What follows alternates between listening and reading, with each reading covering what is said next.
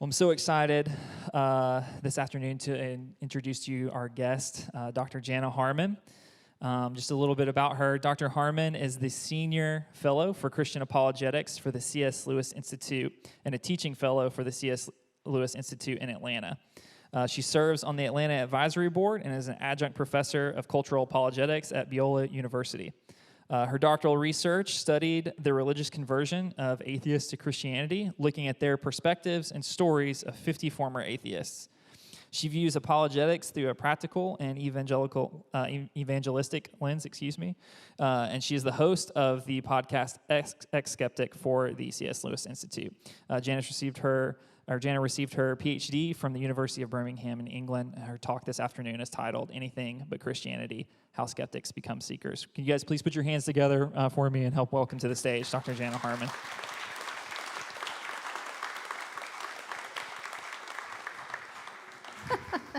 Thank you, David, so much.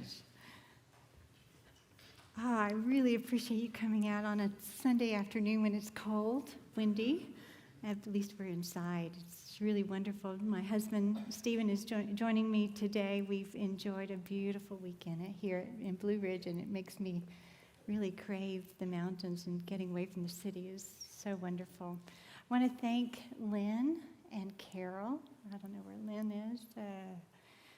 Lynn has invited me here, and it's just such a privilege to really talk about something that I'm passionate about. And Lynn and Carol have treated us. They've been such gracious hosts in showing us downtown Blue Ridge, and we've engaged in beautiful conversation.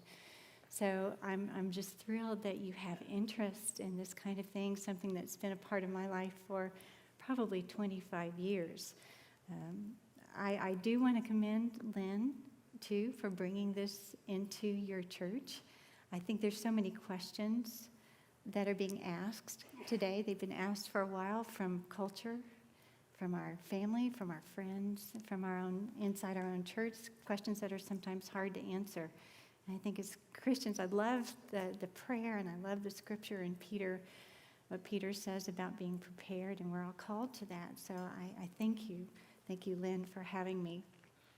But yes, apologetics wasn't always part of my life. My husband and I, we came to value apologetics actually inside our own church 25 years ago. It was actually in 2000, and we began leading small groups of people coming in, and they were asking questions, and they were coming from different religions and different worldviews. And I had grown up in the church, and I had never really encountered a lot of the things that they were asking, and I felt very flat-footed and inept, really.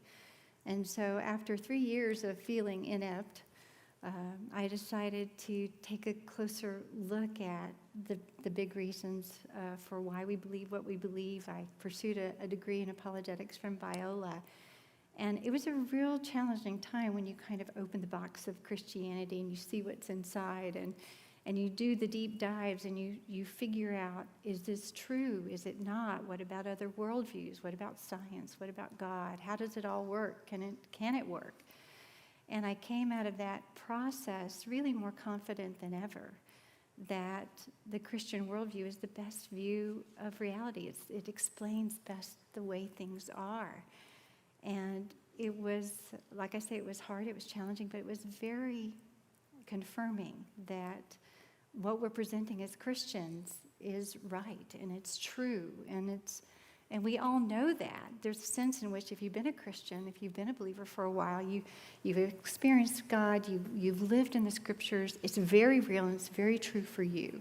But there are people who are outside of that, who don't always get that, who don't know that, and they've given a view of Christians or Christianity that's not good, and they don't think it's true, and they're pushing back against it. But for me, I came out of it with at least a confident knowledge that what we're presenting, to these people who are coming to ask questions, that it is true, it's worthy of belief. And so it was, though, over time, it became quickly obvious, although it was convincing to me, it wasn't as convincing to the people who sometimes were asking questions or actually pushing back. And I got out of that program around 2007, and I don't know if you're familiar with the New Atheists, but that time culturally, there was a real strong pushback against Christianity. Religion was evil, and Christians were bad and stupid, and the bright ones believed in atheism, or it was a difficult time to even be heard. So the mantra among the atheists was really to dismiss, to ridicule, name call, and dismiss. And you just didn't have to deal with it very seriously. And so I was a little disappointed, maybe a little frustrated by that, watching that happen, play out in culture, play out in academic circles, that no one seemed to be taking Christianity seriously, especially the atheists, the smart ones. And so I decided to take a closer look at that. My big question entering my doctoral program was, what would it take for an atheist to become a Christian? If the arguments and the evidence that we lay out before them, if they won't even look at it, or if they look at it and then they dismiss it, and they're the smart ones, but this is where the truth is, what would it take? And so I entered into my doctoral program, and I had the beautiful privilege of talking with 50 former atheists, because I wanted to know what it did take for someone so resistant to actually turn and become a passionate follower of Christ. They're amazing people.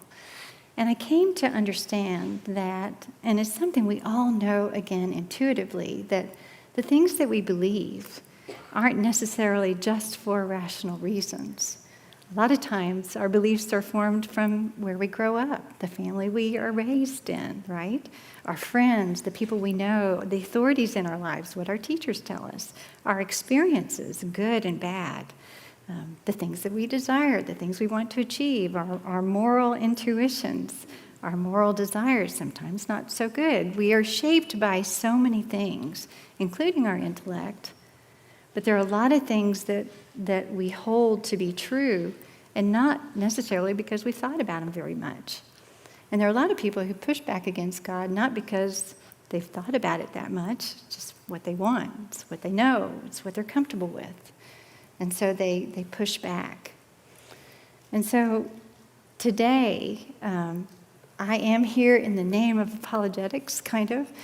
I'm in a strange area of what we consider apologetics. Oftentimes when we think of apologetics, we think of just the rational reasons for belief, of defending, the against the hard question, answering the hard questions, and actually grounding the Christian worldview. So there's kind of an offensive, defensive thing going on with apologetics. But I kind of lean into what you would call more practical or applied apologetics. It's where these reasons kind of match up with real lives. Because I'm sure that you're here asking, or you're being asked some questions. You may be asking some questions of what would it take for so-and-so, someone that you love, someone that you know. What would it take for them to become a Christian? Because we know life in Christ is really incredible. It's where true love and life is found, life that's truly life, and we want to share that. And so because of the practical nature of what I do and the people that I talk with, and on my podcast, I'm constantly bringing these stories forward from people who were formerly skeptics or atheists who tell their stories of coming to Christ. I'm going to share a little bit about how skeptics can become seekers, but a lot of it is through the lives and the stories that I've heard. So I hope that it's going to be meaningful for you today, and that I can share some of what I've learned, so that in your practical experiences with people who are pushing back or asking hard questions, that you'll have a better understanding of a direction to go. So let's start with just talking about how, first of all, why people might push back against belief in God or belief in Christianity. When you ask somebody, do you believe in God? And they say no, or do you believe in Jesus or Christianity? They'll typically say, I don't believe it because it's not true. It's just like believing in a fairy tale. I don't believe in Santa Claus or whatever. And they equate belief in religion as something similar to that, or just like a fictional story, like any other fictional story or novel. It's just a story. But it's not worthy of belief. I'm smarter than that. I believe in science. I don't believe in God. I don't, believe in those kinds of things. And I was just like born into a world where See if we can turn that off. anything that you try to interpret beyond what you can see and touch is a fantasy. This is a very scientifically minded young woman, and so she has that sense, again, that's if I can't see, feel, touch, smell, or, taste it, or, the scientific mantra, it's a fantasy. And I arrived at university to study biochemistry, assuming that we were material beings and that science and God were not compatible. I didn't really know precisely what I believed. I probably would have described myself more as an agnostic than maybe sort of a very vocal kind of skeptic or ardent atheist. I just didn't really think about it that much. But when I did, it was to say that, well, you clearly can't believe in God and be a scientist, so you have to choose between those two things. So that's how I arrived at university. Again, this kind of false dichotomy or narrative that she had in her head that you can't believe in science and God at the same time, it just can't be true. But my pastors did their job. They taught me what was in the Bible. We would memorize passages of the Scripture. I memorized the books of the Bible in order from Genesis to Revelation. I'm really good at Bible trivia, by the way. But I realize now somewhere along the way, my pastors forgot to explain to me that all of this was true. And so as I got older, that's where I started to treat the Bible as a story that was not true, and sort of compartmentalize that in my mind that way, to the point where when I turned 17, I completely rejected the story. And so there was a moment where I sat with my parents and I looked them in the eye and I said, I'm not going back to church. And that devastated them. That is devastating. And actually in my study, the people in my study, among the 50 that I interviewed, 15 was the average age of declared atheism. So oftentimes it happens younger than you think it does, even before they go off to college, they start asking these big questions. And sometimes they're not getting satisfying answers. Sometimes they don't want the satisfying answers, but sometimes they're just not getting them. And they're not getting, for Nate wasn't given solid enough reasons to hang on to Christianity, and so he left it behind. So people can say it's not true, but they also have a sense in which it's not good. Again, when you're hearing voices from culture saying Christianity is just fill in the blank, bigoted, hate-filled, intolerant, as far uneducated people are, the ignorant, there's a lot that's been going around in culture that makes it seem as if belief is not good. For Nikki, this woman I'm about to show you, she was an intellectual from the Pacific Northwest, from Portland. She loved having her intellectual discussions with her intellectual friends. But this is how she viewed Christianity. Think of it. Do you think her perception of Christians and Christianity is good?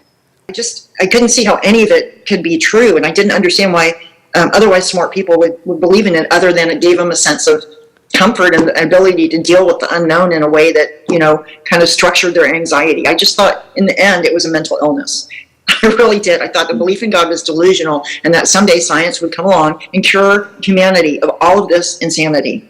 So, not very positive view of Christianity. Of course, she's in the Pacific Northwest, but it's just because she lives up there doesn't mean that there's not people in the South who think the same, right? Because we have the internet and there are perceptions from Hollywood and all of those kinds of things where people are seeing or saying, well, those religious people, well, they're just crazy. They're just weak. They just needed it. They're weak-minded, they're delusional, in her mind, even insane.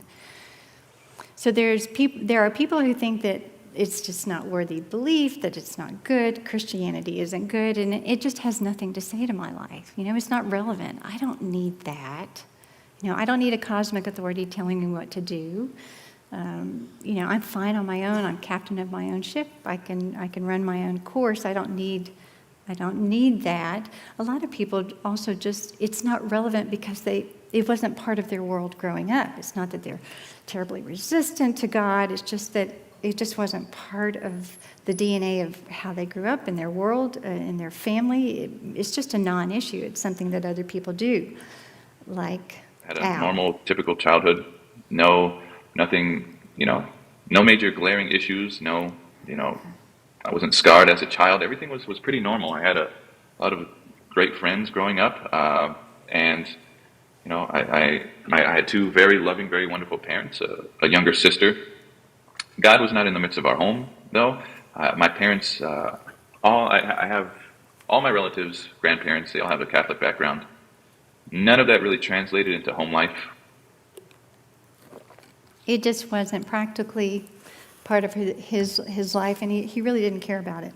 Good, and I think it's important here to say sometimes we have a perception of people who don't believe, from this horrible family, or, they're just this terribly immoral person, or, all this kind of thing. But sometimes it's just an ordinary guy.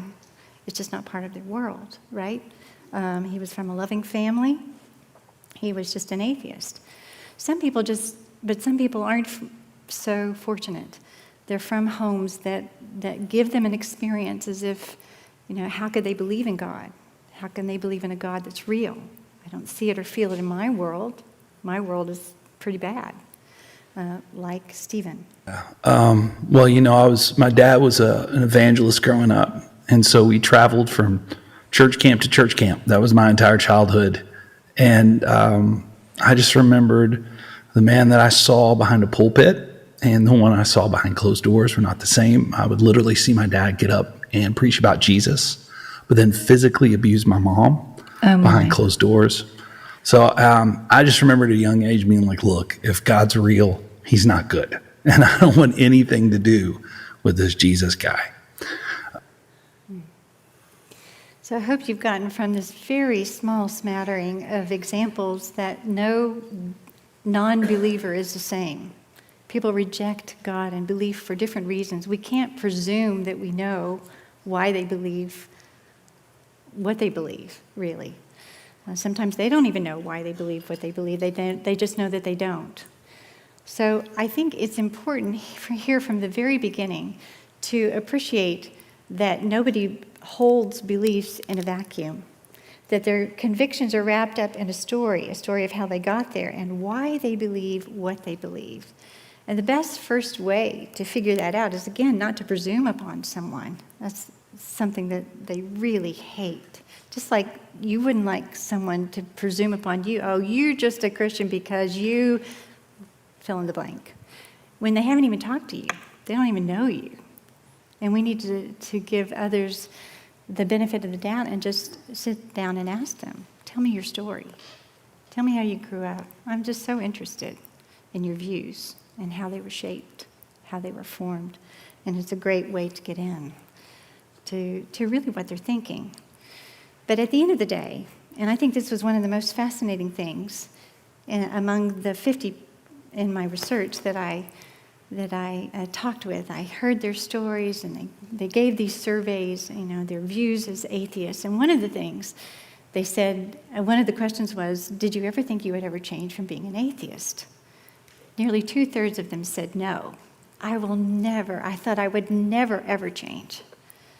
And I think that that's an interesting finding, because that tells you a couple things. That tells you, first of all, are they really being intellectually honest, or is there something more going on? If they heard, doesn't everyone want to know truth? And if they heard the truth, wouldn't they grab it? But no, not necessarily. I think it also explains why sometimes we can present evidence and arguments for the Christian worldview and they reject it, because they're in a posture or position of not wanting it or not wanting to hear it or deal with it. And so, but the positive and really the hopeful thing from this statistic is that 100% of them actually became followers of Christ, even though one point in their lives They were so resistant. And sometimes I think we have a tendency to write people off, but we can't. We can't. They're looking for life. They're looking for Jesus. Maybe they just don't know it at the time. So we need to be encouraged by that. So today, what I'd like to really bring into focus is when this idea of how does someone go from a place of resistance, this place of skepticism and closed posture, and I don't want anything to do with it, to becoming open to the possibility of God and Jesus. Because for me, when I was looking at all these stories, the openness, or what I called the catalyst, that thing or things that opened someone to the possibility of God, was like the key that unlocked. It's like once one has a pliable will to know or to learn or to be honest about it, and then they were willing to go on a search to find out whether or not it was true and real. So this, for me, again, is the million-dollar question. And so when I looked at all of these stories, I found some different ways in which some different categories or patterns of things that happened to people that allowed them to become open. You can imagine in your life, if you're satisfied, you're not likely to change. If things are going well, things are going great, you're not typically open to another perspective or point of view or whatever. There's usually, what I found, is something that disrupts the status quo, something that changes in their lives that causes them to pay attention, to open up, to be willing to look in a different direction. And we're going to go through these today: disillusioned longings, disturbing challenge, a destabilizing crisis, a disarming experience, and even a divine encounter. As humans, in our own human nature, as we're living life, we want to make sense of ourselves and the world around us. And sometimes if you're living in a world or a worldview that's not providing what you thought it would, you can become disillusioned. Whether it's, again, intellectually, things aren't making sense, your worldview isn't providing the answers that you thought it would, or even in your own life. And there becomes an internal longing for something more than their worldview offers. Now, this is something that is really mostly generated internally, like they have to come to a place where they're willing in and of themselves to really go on this honest search. And they go, so it's not, in this situation, they themselves become disconcerted, and it's usually in a process over time. It's not usually something they're pushed to do, it's something that comes from within. Again, as we are sense-making beings, we want to make sense of the world around us, what we see and observe in the universe, what's broken, how it can be fixed. But we also, in ourselves, want to make sense. We all have these big questions about reality. Who am I? Where am I going? What's my purpose? How do I make sense of myself? What's broken in me? How can it be fixed? What is my meaning and purpose in life? These are big questions, and every worldview has to answer these questions.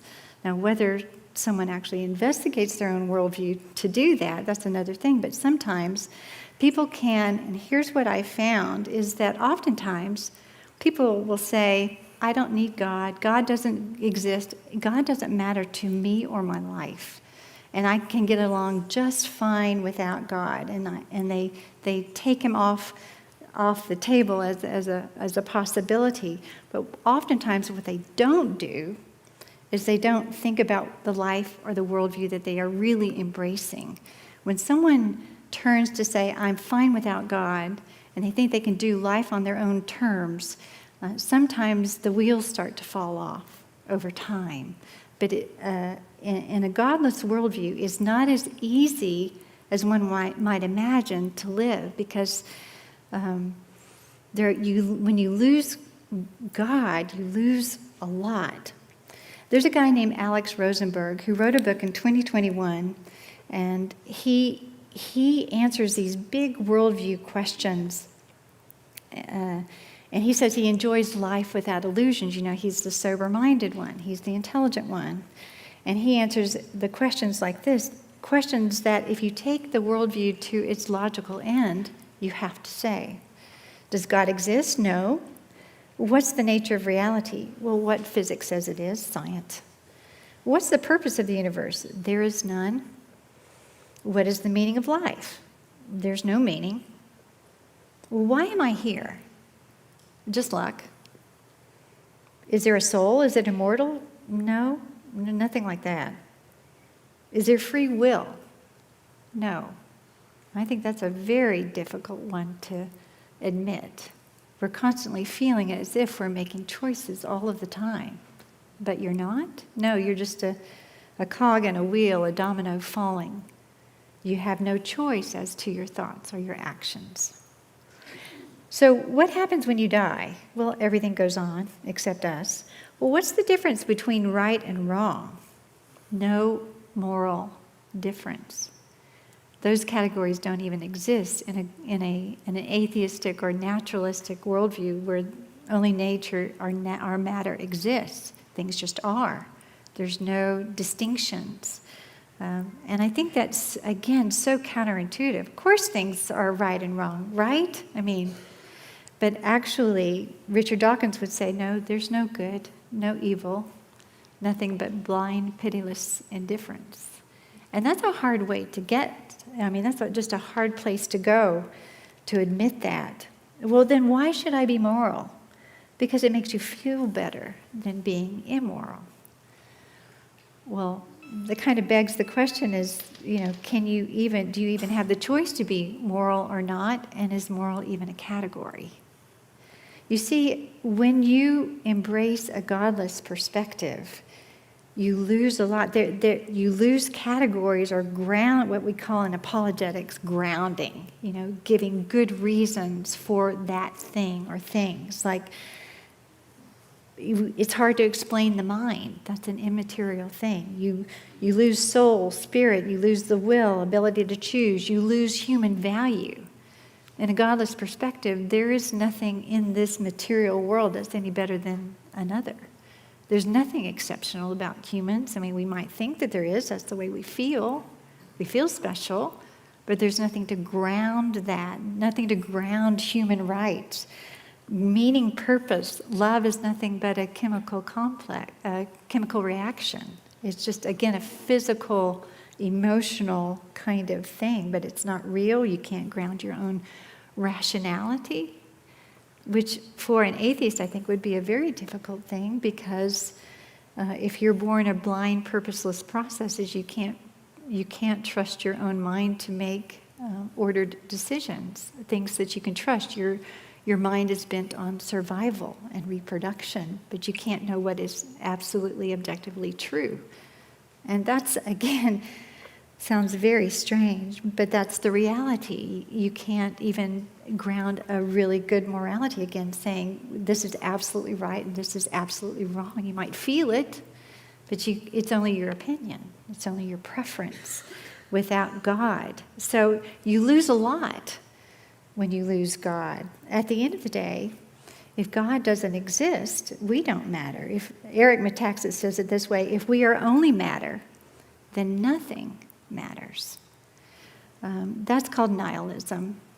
It's a place that if you're honest with your atheism, it takes you to a very dark place. But then as Albert Camus would say, a French existentialist who was honest with his worldview, said, you must spend your life acting as if life is not absurd. You actually have to embrace a lot of illusions in order to make your own life meaningful. So it's not enjoying life without illusions, it's actually acting as if in order to make it through life. Now, that sounds very dark and dismal, and a lot of people who reject God don't necessarily go to that honest place. But there are some who do. Some who are honest with their own perspectives, in a godless perspective. Although 2/3 of the people in my studies said that they would never change, over 50% of them admitted to themselves that they were just dissatisfied with it. They just had to sober-mindedly kind of make it through life because that in their mind, atheism was the only choice. But there came a point for many of them that it just became illogical and not livable, that they were willing to consider possibly something different. Maybe God does exist. Al, remember, happy childhood growing up? Al had a devastating relational breakup, and it sent him to a dark depression. And he had nowhere to go. There were no resources in that worldview that gives you hope, that gives you life, that gives you anything more. So listen to how he had to wrestle and how it made him become open to the possibility of something else. At that time, life seemed gray. I didn't feel like I had any joy in my life. And eventually, all that depression, eventually it caused me to drop out of college. I literally failed a final exam in English because I didn't want to get out of bed, because I just didn't care. I didn't care about myself. I didn't care about life. I didn't care about my future. I felt like my life was worthless and meaningless, and it would have been better had I had just, in the words of Job, had I just not been born. It would have been, in my mind, that was the ultimate truth, even though it was a lie. So again, he had to get to this point where he recognizes the bankruptcy of his own way of thinking and living, and it opened him to another perspective, and we'll get there. And I just got excited about the potential that I would be able to address this deep drive I had to try to make sense of a world that I had nothing. The universe was cold and dark and nothing, right? And we're just fleshy organisms that blob around until we die. And that was just how I felt about things. And I really, really, really, really wanted meaning. And the only thing that felt deep enough for me and meaningful at the same time was science, which is why I ended up studying life on other planets. I wanted to say something about, the meaning of life. And I'll just give you this bit before I finish my monologue. I got through my entire undergraduate degree. I made it basically to my final semester before realizing that I had prided myself on open-mindedness my entire life. Intellectual rigor and open-mindedness was my jam. That was who I was. And yet I had dismissed the most cherished beliefs of 99% of people who had ever existed without ever engaging it. Religion was just dumb, it was just weak, not something I would ever consider. And I woke up to this realization and I thought, oh, this is something I have to fix. Again, very scientifically minded. She was willing to understand the tension in her own worldview, that it didn't provide meaning, objective meaning, something that she could hold on to. And so it finally opened her to the possibility of, maybe those religious people have something to offer. And she actually ended up going into graduate school at the master's and PhD level at Oxford, studying science and the relationship to faith, to see if she could put them together, because she knew there was something more, something she longed for. Meaning was a driver for her, and it is for many. We live in a meaning crisis in our culture right now, and people are looking and longing for more, and we need to be able to provide what they're looking for. There are some who intellectually come to a place, and I find this more again, more of the sciences, the STEM people, science, engineering, math, and that kind of world where they're asking these big questions about the origin of the universe, or the origin of life, or the fine-tuning of the universe, or how do things look so designed? Those kinds of things that just they thought that they would find the answers in their, brilliant atheistic worldview, that they have this sense that there's this great expectation that their world and their worldview is going to provide all of these answers. But over time, again, this is this internal intellectual sense-making that they're craving, and they're not finding it. Pat is a young man who was quite the thinker, more philosophically driven, again, an intellectual. But you'll hear the way that he describes how he just came to a place where what he thought was true was not. And initially that seemed like I was going to, the scientism has got this, right? And that's what led me down that path. But the deeper I got into it, the more I realized, no, this is not adequate to handle reality. This is not adequate to explain the things that I need to be explained for me. And in fact, it seems the deeper I go into this worldview, the more it has to kind of eliminate or explain away things that are so fundamental I don't think they could be coherently denied. Call them like a slew of Morean facts, if you will, like things like free will, consciousness. Consciousness was a big one for me. The moral landscape, the objective moral landscape, right? Moral duties and values and stuff like that. The more I kept going into this atheistic naturalistic paradigm, the more it seemed like I was being forced, unless I was willing to really contrive the worldview and hypothesis, the more I was being forced to say that these things aren't what they seem to be, right? That these things aren't real in the way that they sure seem to be real, right? They're illusions. I'm suffering under delusions or things like that. Maybe I'm not even real, right? Maybe I'm just like a bundle of particles, right? Stuff like that. And at some point, those tensions came to be too much that I realized I don't know what the truth is. I've been trying to find it. I have no idea what the truth is. But this is definitely not it. This is definitely not it. I've gone down, I've made a mistake. Somewhere I made a mistake and have set down the wrong path. And that's when I didn't become a theist, I didn't become religious immediately, but I at least sort of took a step back and told myself I need to take another look at things. I need to consider new perspective. And again, a lot of scientists think, or there's a perception that science will provide all of the answers. The irony, the more we know about the scientific world, the more scientific discoveries we make, the more difficult it is to explain it without a transcendent source, a transcendent mind. And Dr. Seigart was one of those people, a PhD biochemist. And as he was studying the intricacies of what's happening in the cell, it's like a little molecular machine, he was amazed and listened to him grapple with the fact that his worldview wasn't enough. The first time I really went into great depth on some of the biochemical mechanisms for how life works, especially the system that produces proteins from the genetic code, from DNA, RNA, and the genetic code. And that system is just incredibly, amazingly ornate and unbelievable. And I was a full atheist, but I got chills up and down my spine when I learned this material. I looked around at my classmates and they were just writing everything down like I was. But somewhere in my mind, I was saying, how did this happen? Mm-hmm. I mean, there's no way this could have happened by spontaneous random chance. I'd never thought this is design, this is God, and I still don't know what it is, but it did shake the foundations of my conviction that God is impossible.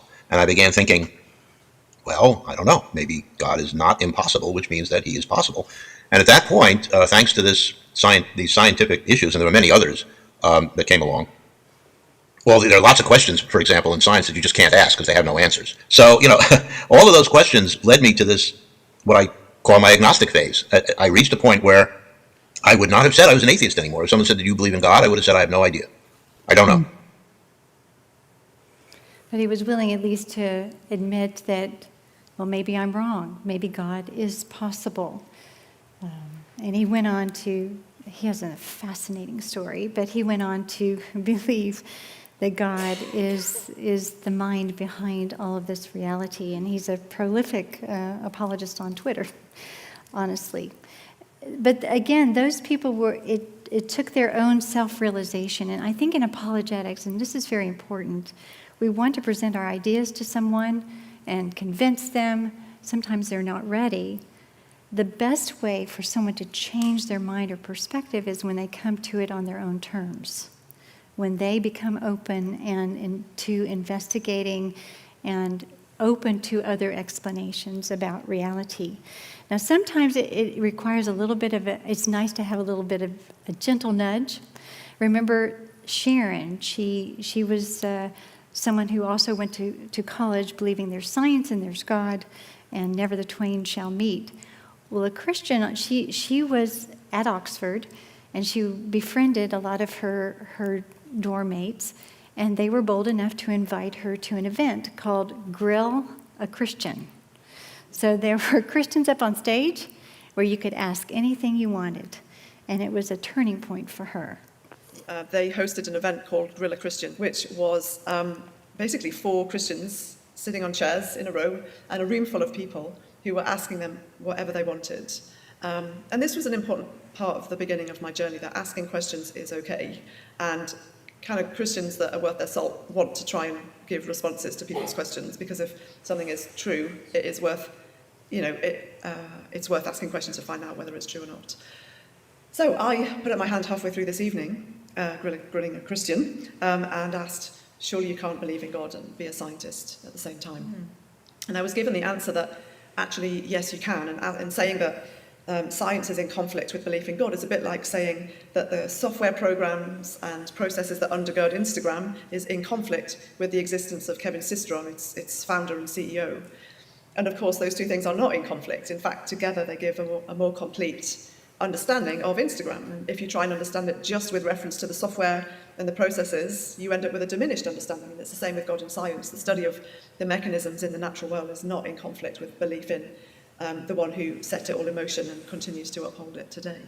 And I'd never heard anything like this before, and it really opened up a whole horizon for me of asking more questions and grilling more Christians, which I did over the subsequent 18 months. I spent a lot of time chatting to my then friends and flatmates and roommates about the Christian faith, and we would have conversations on our staircase late into the night. And I also went to a course where I could ask questions. And Yeah, so she was gently introduced, and it raised her curiosity, and she was intellectually challenged, and she went on to pursue. She now has a PhD in neuroscience, and she's written a lot about apologetics. She's a wonderful advocate for faith. Now, a lot of people aren't this heady, right? I'm sure you're thinking, well, a lot of people don't think on those terms. Some do. A lot of people don't. A lot of people just are moving along in life, they think they're fine, and then the unexpected occurs, right? Something happens, a crisis, a destabilization, and what happens is their own world view, their way of doing life, seems inadequate, and they're open to reach for something else. For Nate,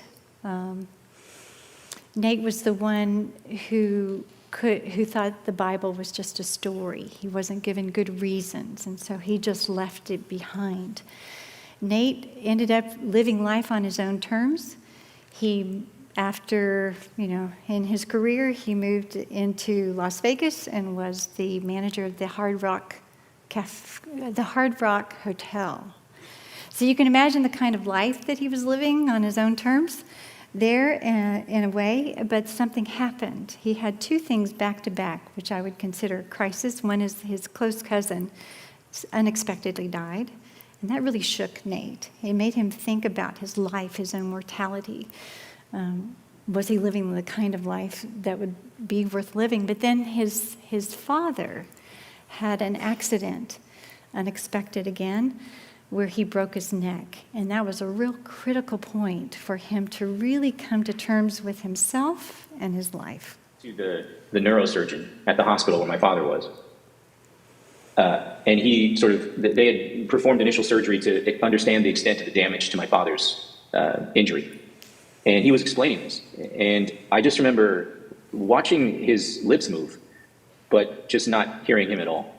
And then thanking him and going outside to the front area of the hospital and falling into the bushes and just weeping. And it was really, there was two reasons. And one that is just truly, it reveals my problem. But the first reason was obviously because of my father, because I love my father. But the other one was because the reality of the situation is I'm going to die, and I'm literally mourning that, which is very self-centered and narcissistic, really. And that's exactly what I was meant to feel. Now that I look back, I recognize this is it. Because everything I did from 17 to now I'm 30, when my father when he broke his neck, I'm 30 years old. And I realized that everything that I had done was a big exercise in ultimately nothing. Because at the end of the day, I'm going to die. And everything that I experienced and everything that I did, it really doesn't have ultimate meaning.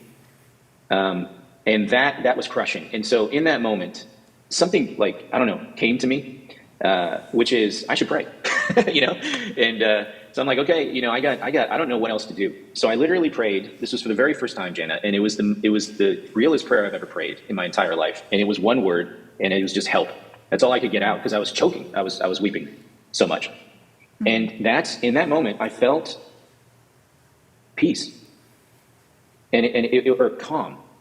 And it just went through me. It started at the top of my head, and it went all the way through me.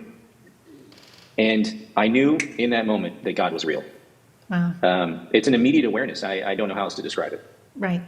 And I got back up, and I realized, okay, now I need to go. My mom's probably, I left her, like she's probably weeping too. So I went back into the hospital and I just said about helping my dad and helping my mom.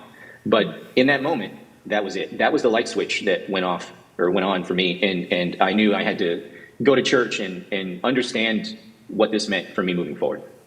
And it did. He did. He now has an apologetics ministry called The Wise Disciple. He went and found the reasons for the grounding of the Christian worldview, and now he's an advocate for it. You remember the woman in the Northwest who was the intellectual, who had the intellectual friends.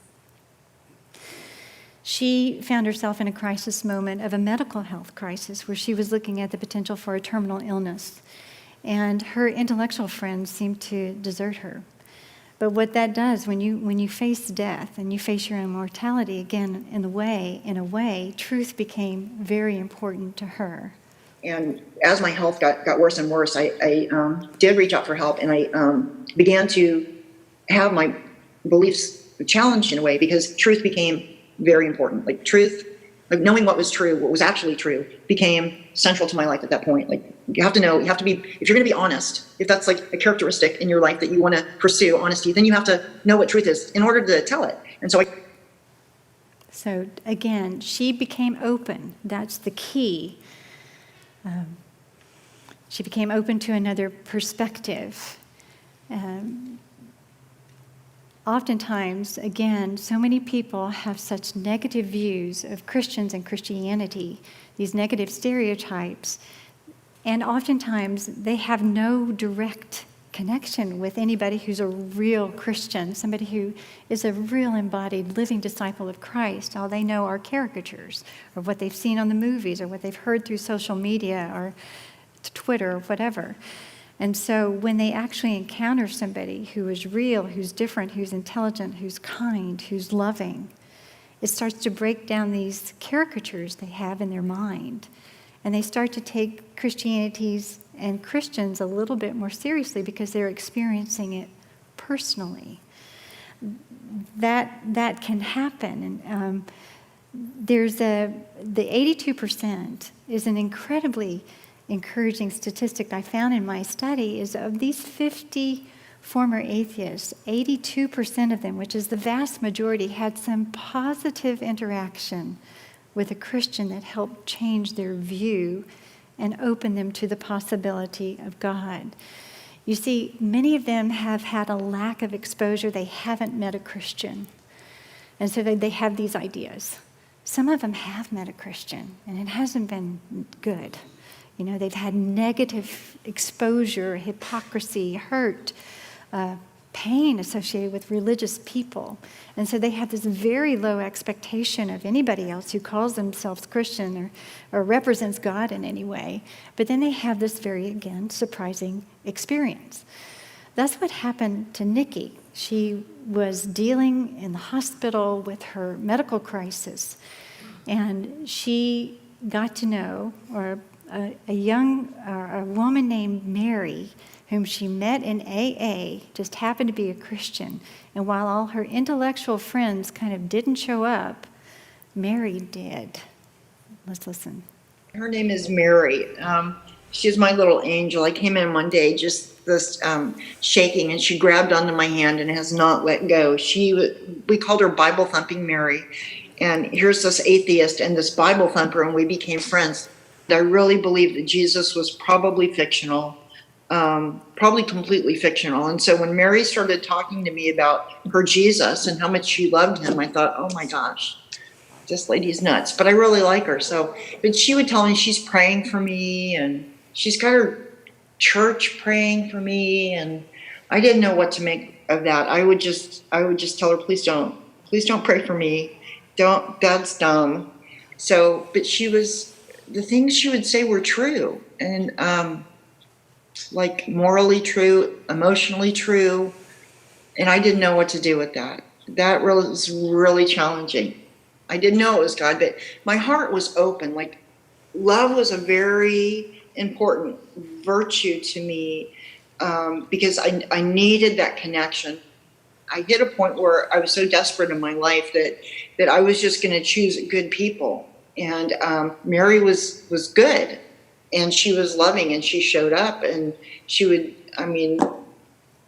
that's what spoke to me. I was just laying in bed being sick, and so I needed someone like Mary to just kind of love me. And that's really what spoke. That's what did it. Oftentimes we think of apologetics as just being something heady, but love is the strongest apologetic of all, honestly. It can open a lot of hearts and a lot of doors towards Jesus. Now, there are some people who are so in pain with regard to their rejection of God, or in pain, that they can't see a way forward, like with Al, unless they actually had an encounter with God. Now, Al, he was depressed. He was in a really, we call it a gray place, where he had suicidal ideation. He just didn't see a way forward. He was in college, and a young woman in his lab, invited him to church, and he was a poor college student, and they had pizza, and so he went. He's not sure why he kept going back. I asked him, why did you keep going back? Were you interested? Were you believing? And he's like, no, I don't know why I kept going back. But he did, and he opened himself to the possibility of God. And here's how he explains a life-changing moment. But the next thing that I remembered, and that's not the miracle either, the next thing that I remember is perhaps the greatest feeling, the greatest experience, the greatest expression of God's love that I've ever felt in my life. The only way that I can describe this is if your ribs were just opened up, if your sternum was busted open and somebody opens up your ribs, and if they just dump ice inside of your chest and then sew you back up. I know that sounds very uncomfortable, but that's the feeling that I had. There was just an extreme coldness in my chest, and it wasn't uncomfortable, it wasn't unpleasant, it was just pure goodness. It was a feeling of pure bliss that was in my body. I don't know how to describe it, because even 12, 13 years later, I still can't find the words to describe this, but it was just a feeling of just the best way I could. It was just pure bliss. It was a feeling of genuine goodness in every sense of that word, and it was in my body. It felt so amazing, and it felt so good that I began to cry. It was a feeling that brought so much pure feeling of goodness in my body that I just started to cry. I'm also crying because I still can't breathe at this point, and I'm still panicking, but Yes.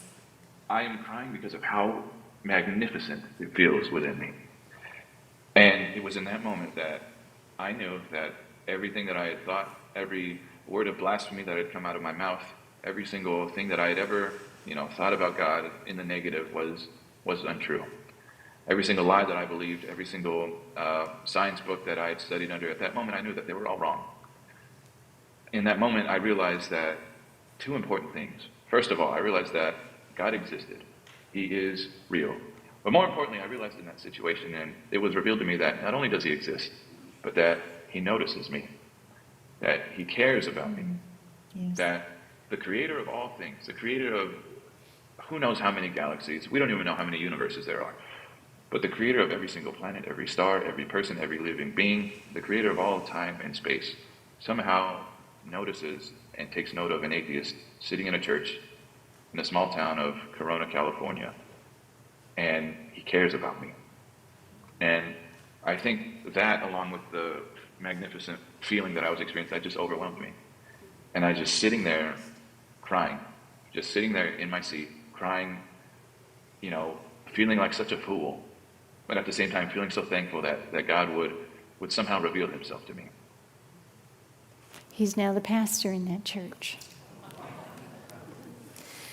Stephen McWhorter is remember the guy whose pastor was an abusive husband. Stephen left his home. That was, he was a teenager, and he left that home for a life full of drugs. He was in and out of jail by the time he was 6 times by the time he was 21. He wanted nothing to do with God, absolutely nothing. He was a musician in a band. He was living with musicians, doing drugs, that whole scene. One of the members of the band, this was several years later, gave him a book written by Lee Strobel called The Case for Christ. You might be familiar with that. It's an apologetics book. And he said, it was a miracle that I even took it in my hand. He said, I put it by my bedside, never really intending to look at it seriously. And he said, I woke up at 3 o'clock in the morning to do drugs or whatever it is he was going to do. But he picked up that book and he started reading it, just looking at it, reading about Jesus. And then something happened. That's what happened. God met me in this room at 3 o'clock in the morning, literally with drugs on the side table next to me. I'm reading this book about Jesus written by Lee, and I basically have this encounter with what I know is God in the room. I'm not saying I heard an audible voice. Let's just say I knew he was there, right? And we begin to have this internal dialogue. And it went like this: Stephen, I'm real, I'm good, and I have a purpose for your life. What are you going to do about it? And I remembered thinking then what I'm thinking now, which is those sound like words you would pull out of a book called Christian Things to Say, right? They just sound, if you want to sound spiritual, insert one of those words, right? Right. But I always tell people, God has a way of saying a word you've heard a million times, and you hear it, not just intellectually, but you hear it, and you really hear it in a way that unlocks something that's been dormant inside you your entire life. Something as simple as, I love you, right? And suddenly you're hearing it from the first time, from the one who is the very source of love. And when he said, I'm good, I went, right? It's like, can you really be? Is this really possible? And I just remembered in that room, in that moment, saying, God, I want to give you my life. I want to quit all this addiction, all this darkness, all this depression, all this anger that I've known for so long. God, I want to, but I can't. I mean, look, when you know you're talking with God and you know he's there, there's no saying the right churchy things. You just are like, oh, God, I want to, but there's no way. I mean, this is who I've been for over 11 years. He had a sudden release from his addiction. He now travels the world as praise leader. He uses his music to bring people to Christ. He has a huge online platform, always telling people about the love of Christ and the gospel. When I talked to him about, it's interesting, again, when you think of the different ways that the Lord reaches people. Some it's through an intellectual argument. Some it's through an experience, a crisis. Some it's through meeting a Christian, showing them that there's a better way to live. Some it's through a direct encounter. He loves us all individually, powerfully, personally. He reaches people differently. If you hear anything about apologetics, it's not cookie cutter, because none of us are. We're all individuals. God knows us all intimately, and he reaches everyone in a different way, but that doesn't mean that we can't prepare, right, and to reach those who are around us when we're given the opportunity. But at the end of the day, when someone is trying to dismiss God because they don't think that they don't need God, at the end of the day, it is God and Christianity and Jesus who is the ultimate sense maker of our lives. It's only when we look to him that we can actually make sense of the world around us, what we see and observe. It's only when we embrace him that things fall in place. The Christian worldview is, they call it the 3 C's. It's comprehensive, it's cohesive, it makes good sense together, and it corresponds or matches with reality.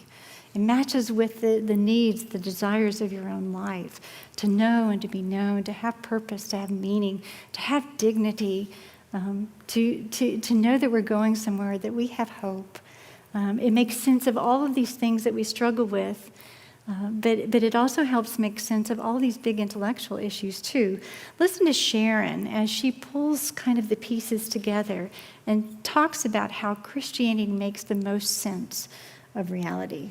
And I came to realize that there are very, very strong grounds for placing our full weight, for leaning completely on the person of Jesus Christ. And that's something that I didn't throw my brain out of the window to do. I exercised it in order to reach that conclusion by looking at the evidence for the resurrection, looking at the trustworthiness of the Gospels, looking at whether, the existence of God makes more sense of the world than if he doesn't exist, the reason why we seem to have moral sentience, or the reason why the universe exists despite its extremely unlikely beginnings, or the reason why we have minds that can even make sense of the world, scientific and religious thinking and so on. So again, from an intellectual perspective, she can put all the pieces together, and now she has the fullness of life that makes sense. It's a greater explanation for reality. Now remember Stephanie, where anything other than what she feels or smells or touches is a fantasy. But then she was craving meaning, right? And she was pursuing to see how science and faith could go together. And she finally embraced the Christian story as the best explanation for reality in her doctoral work at Oxford. But you could probably sense from her, she had a sense of anxiety about her. There was something so unsettled in her person. But I want you to hear how even we talk about making sense in intellectually the Christian worldview, and it does with all that we know about ourselves and the world, but it also makes sense with our lives. Listen, I asked her this question. I said, how did belief change the way that you think and feel about yourself, about your life? And listen to the way that she explains it. Oh, it makes such a big difference. I can feel it. Like, I picture like my existential fabric. Every day, it's like was this hard lattice, like a really tightly woven basket or something, made out of steel, something tough. And I can feel it. It's like it's the lattice is relaxing. And I also feel like the cells in my body are kind of, I mentioned a radio, they're kind of vibrating on a different frequency. They're just like, oh, thank God.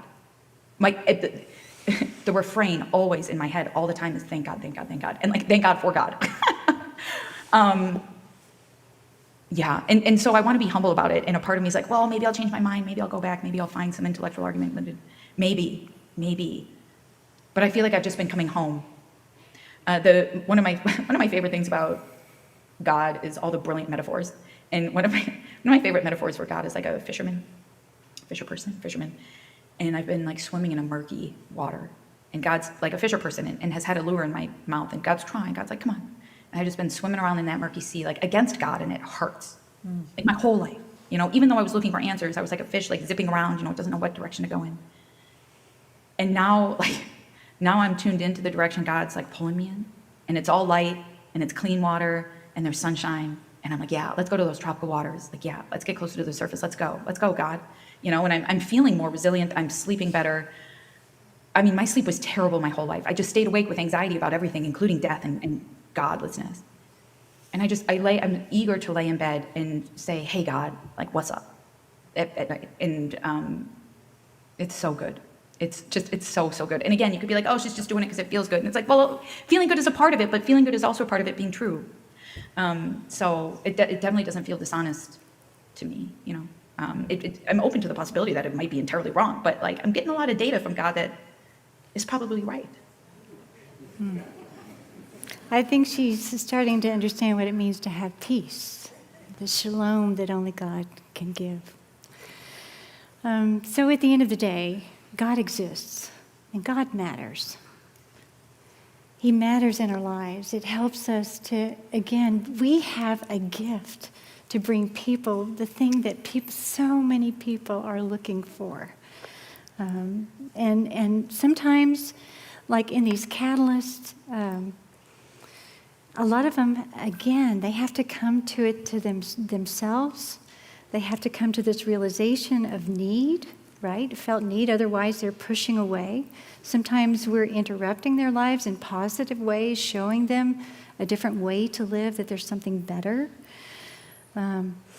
What's interesting, and this is probably one of the most, I would say, significant parts of my study, because again, most people push away from God because they say it's not true. But then you look below the surface and you go, well, they have all these other reasons too.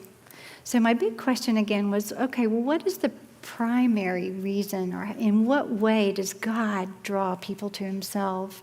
Is it an intellectual reason? For about 20%, that was the primary or dominant way in which they became open, this intellectual curiosity or challenge. For the dominant 80%, they had to find that there was something good or attractive about Christians or Christianity that turned their head and opened their heart to the possibility of God. That someone entered their life, showed them something better. They felt, that they were looking for something more. It was something more personal than intellectual. Okay, so what do we do about that in terms of apologetic? Blaise Pascal says it this way. He says, make religion attractive, because most people come to their beliefs not on the basis of what is proved, but based on the basis of what they desire or what they find attractive. So our goal is to make Christianity attractive. An embodied, filled life, a Christian life that's infused with the Spirit of God is attractive. And that might be very attractive to someone who is so far away from that. They may be observing you from a distance, but they can see that there's something different, there's something special about what you have to offer that they don't. It's important to make Christianity attractive intellectually, through your kindness, through your love. Make good men wish it were true, and then show that it is. So back here, again, the interesting thing was once someone became open, again, to the possibility, they found it attractive, then they were willing to, truth became very important. It's not that truth isn't important, it's that they were open to the idea of it, and then they went on the pursuit to see if it's true and worthy of belief. And then they would give their lives. So truth is important. It may not be the first card that you play unless they're playing with you on that playing field and you're needing to bring reasons. But for the most part, our apologetic is really very fully orbed because we're really interacting with humans, not just brains. We're dealing with humans. And so as I was saying before, a lot of them have to come to it on their own time and their own terms before they become open. So the importance for us is to be relationally present with other people, right? If you're not in their lives, if you're not making friends, if you're not coming alongside people, and not in an inauthentic way, but to be part of their lives so they can not only, you can show them what a Christian life looks like, but they know that you're there. And so that when they do become ready, and they know that you're intelligent, and they know that you're kind, and that you can have a conversation with them, that you're present, and they are connected with you, as you may be the only Christian in their life. But it's good to be intentional about your relationships with those who don't believe. You need to be prepared so that when those questions do come, and interaction is a whole nother thing. But and I know it's 4:15 and we're at a hard stop here, but let me finish here. Okay. In terms of the preparation and the whole part of that, as I mentioned earlier, instead of information dumping on somebody, here, look at the evidence for God, you know, that kind of thing, it's important to get to know them. Understand what their objections are. What are they seeking? What are their problems? You might be giving them an answer for something they're not even looking for. Their question is over here. Why did God allow evil? Or why did that happen in my life? And you're over here talking about, I don't know, something they have no interest in, the origin of the universe, perhaps. I don't know. But it's important to first really understand who they are, get their story, understand what their objections are to God, what are their pushbacks, and then when they start giving you those kinds of things or their questions, that you have done some due diligence to prepare, to understand how to ask good questions. There's a whole art to, again, oh goodness, I wish we had more time, honestly. It's all about question asking, because oftentimes Christians are the ones who are always on the back foot because atheists are coming at us. Well, tell me about this. You're the one who has to prove. You're the one who has to prove God's existence because you're the one who's making the claim. I'm not making a claim. I just lack a belief in God. The problem is that they by their own admission are making an implicit claim. They don't believe in God, but they have to believe in some other things. And so, again, it's an art to learning to ask questions strategically, like, okay, and get yourself out of the hot seat because they have to prove their perspective as well to be true. There's a big, how do you know that atheism's true? How do you know that naturalism is true? How do you know what happened at the beginning of the universe? Whatever it is, whatever conversation area they're in, it's about question asking. It's also important to be patient because, again, sometimes this is a very long process.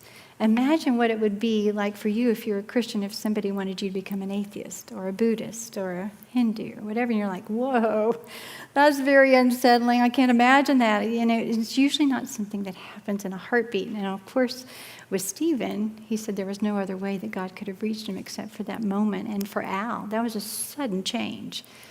But for many, it's a very gradual process of coming to grips, with leaving one world and one worldview and embracing another.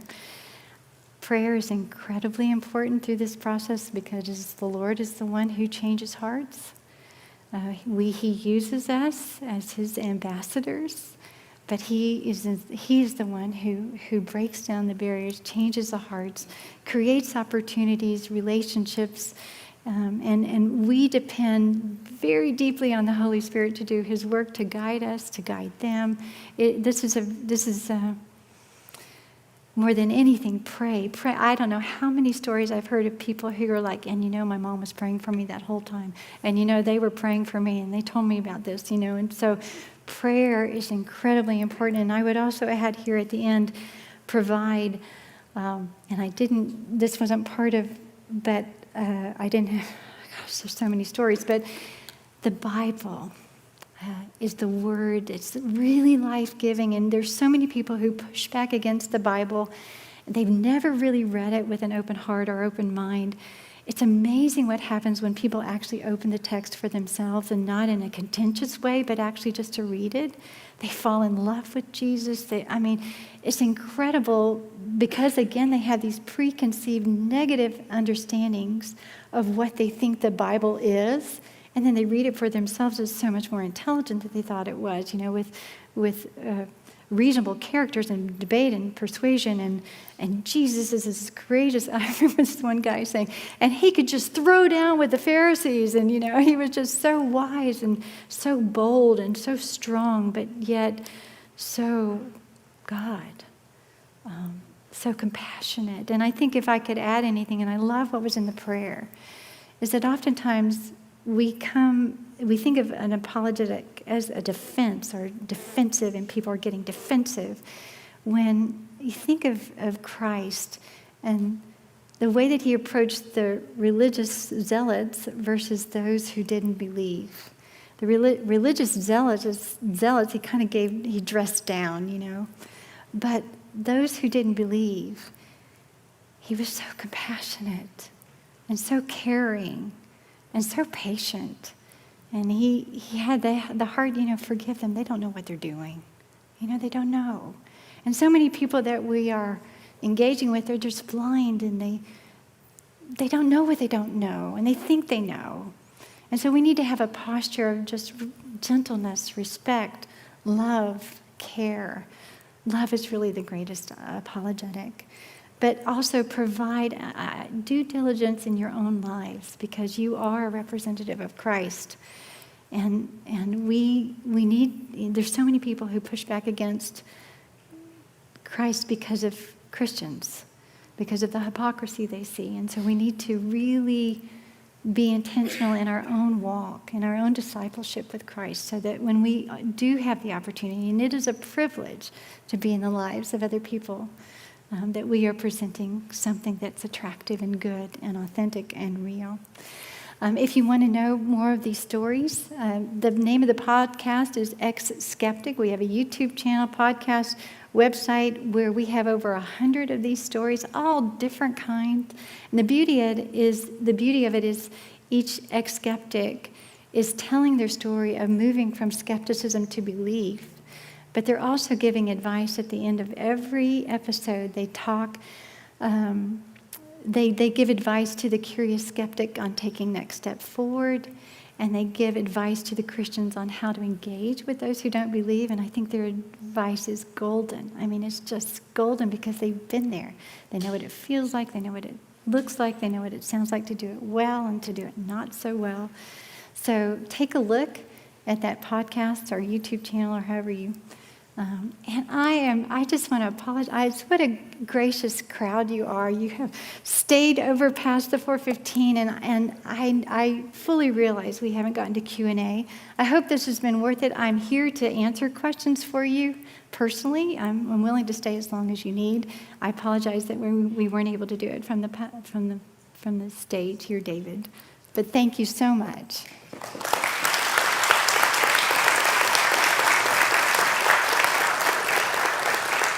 Thank you, Dr. Harmon. Well, guys, we are a little over time, so I'm going to say this. Anybody who wants to go, if you got to go, that's totally fine because we want to respect you guys' time. So you're welcome to exit. Anybody who has any questions, you're welcome to kind of hang out with us. If you want, maybe we'll just do a couple for everybody that wants to hang around. Oh, if that's okay. Okay, sure. Yeah. We have some questions that have been asked. If you want to stay, I'm happy to. Yeah, but otherwise, I get it. Nobody's going to look sideways at you except maybe Mark. I see him moving over here. But we'll just do a couple. I'm going to grab a couple seats for us right here. You've been standing for almost an hour, so Well, I figure your feet yeah, might get a little tired. I don't mind. So I want to get one for me too because just because I want one. Okay. Man, I enjoyed the presentation so much. So many things that I took away from it, but I hope what you guys heard was maybe what I heard as well, which is, man, love is our greatest apologetic in here. And I can just tell you, just from my own experience, talking with all kinds of different people from different backgrounds. That old saying is people really don't care what you know till they know that you care. That's right. And it is a cliche, and it's tossed around a lot. But the thing is like cliches are true, right? And we do need to understand the things that we believe and why we believe those things. So many people I talk to think that Christians have a sort of blind faith, a fideism, but we really don't. And there are so many well thought out things and so many wonderful things about our faith. But we're just going to do a couple, and then after that we'll dismiss because we've got a little bit of time. But I think I got some pre-submitted ones. If they're up there, Dan, we'll just go with the first one on there. So I thought this was a great question. So how do we respond, in your opinion, to someone who has appeared to follow Christ for decades and then suddenly walks away from their faith? So what advice or encouragement would you give to someone who, maybe a friend or a family member who for decades appeared to no longer believe or walk away? There are some folks who've written pretty extensively about what we call deconversion. It seems to be an issue lately. We seem to hear it oftentimes.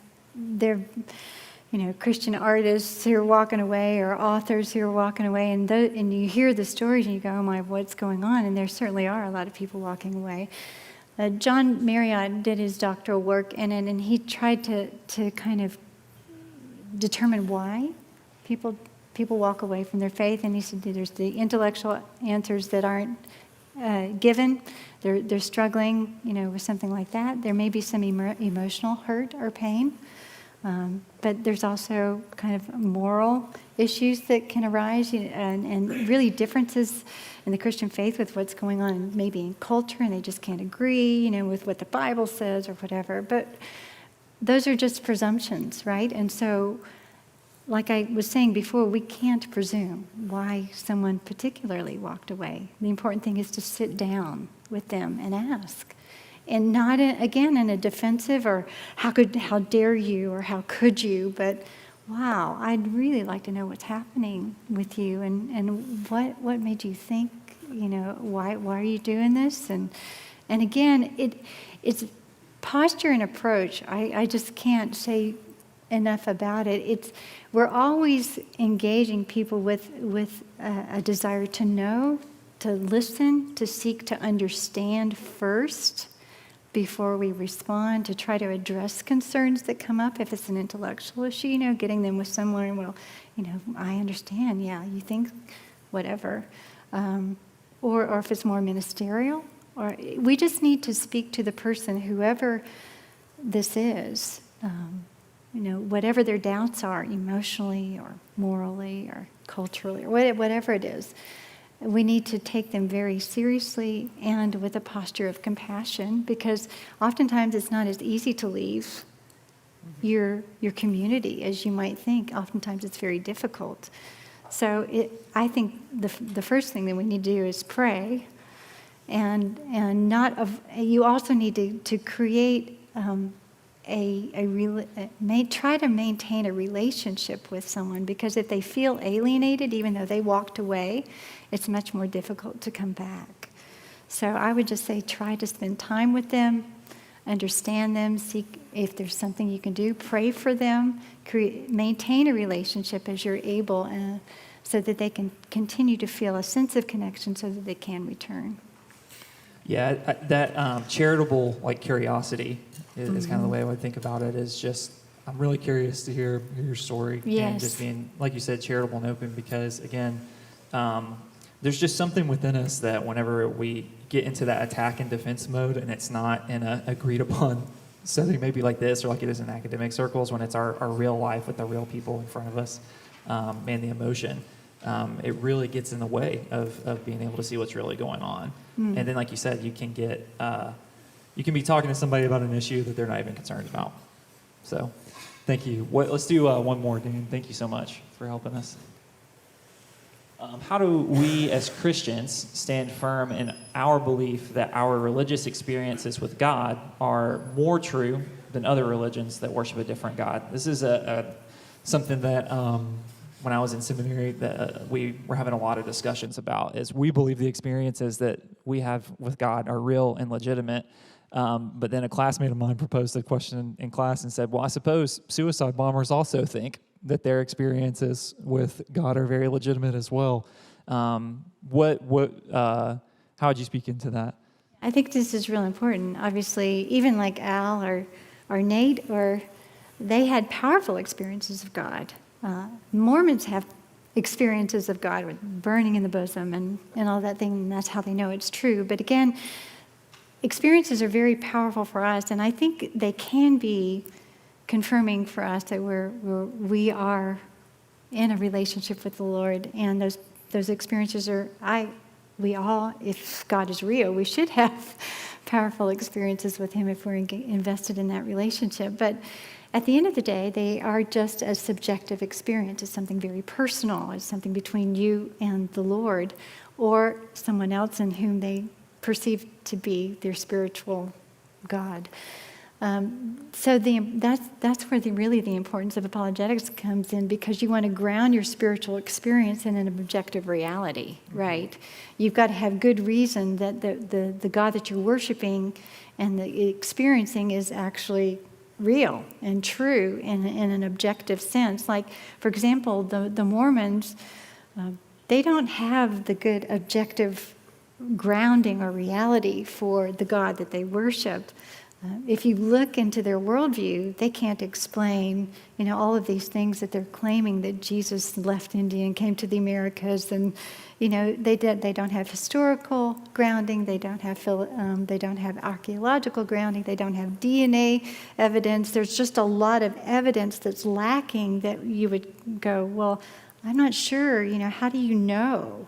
Well, or even Eastern religions have millions of gods and all kinds of strange experiences, but those are, again, not religions ground in objective time-space reality. The beauty, and so someone could claim anything, and it could be actually a dark spirituality that you're engaging with. They just don't know it. But the beauty of the Christian worldview, it is what they call falsifiable. It is testable. Even Paul says, if Christ didn't rise from the dead, then our faith is in vain in 1 Corinthians 15. So there are things that we can test and see that ground our worldview, that we can know beyond our personal experience, that more than likely than not, again, proof is a very strong word, and it's actually something we avoid. In the apologetics world, proof is really for mathematics and those kinds of things. But we're looking for best explanation of reality. So best explanation historically, best explanation philosophically, scientifically, all of these things that there's so many evidences that point us to what we believe to be true, whereas other experiences and other religions and other things really are very lacking. So yeah, that's a great answer. Very, very thoughtful, for sure. Well, thank you guys for being here. What I'm going to do is I'm going to pray, and we'll be dismissed. But anybody that wants to hang out and talk afterwards, we'll hang out for a while longer. Lord, thank you so much for this time that we've got to come together and just learn and be equipped. And as we leave from this place, I just think of your word in 1 John, where you say that no one has ever seen God, but through your people, your love is brought to full expression. So, Lord, as we seek to understand more the world that's around us and how you put it together, or maybe we seek to understand the morals that you've set in place that guide our day-to-day activities, or whatever it is that we're trying to learn about. Lord, help us become first and foremost people who are known for love, that we are known as people who are joyful, who are peaceful, who are patient, who are kind, Lord, because that is our greatest tool in reaching and loving our neighbor. So Jesus, I pray as we go from this place that will become the reputation not only for our own lives, but for our church here at the Ridge. Jesus, we love you and we praise you, and we ask this in your name. Amen. Amen. Thank you for joining us, church. We'll see you next week.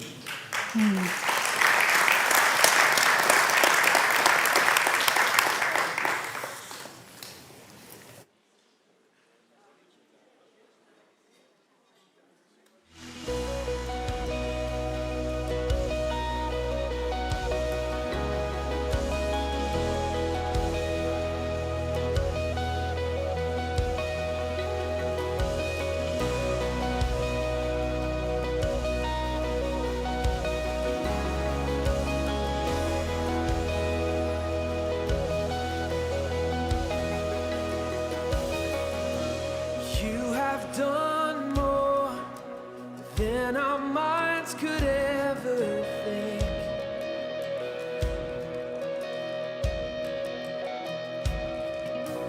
Dreams and visions